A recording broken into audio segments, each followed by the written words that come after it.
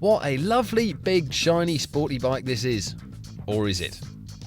The lines are good and sporty, there's a dinky digital speedo to mark the bike out as a child of the modern sporting era, and there sure is one fine bark from that end cam when you give it the berries. It even feels pretty light too, 188 kilos I think you'll find, and the riding position tucks you in better than your mum used to, without being too cramped. So far, so good. But what about the thick, clunky bodywork with that budget single-tone paint job?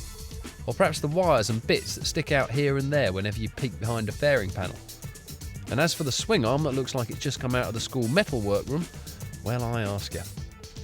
You buy your Triumph, you go British, you get individuality, character, and in the case of the 955, a solid dose of handling and performance. But you also get a bike that ain't nearly as slickly finished as its Japanese competitors.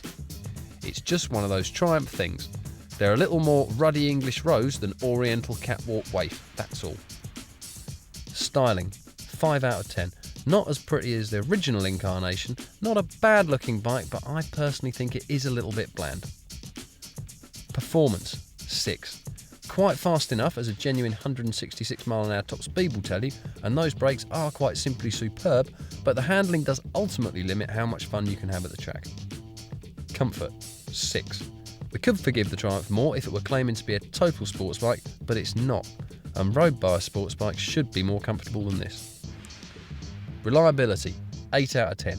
Good, solid, workmanlike British quality, unlikely to go wrong. Value for money, 7 out of 10. This bike is nearly the same money as a GSX-R 1000, and also a good slice more expensive than a new ZX-9, which is a faster, more comfortable and better track bike.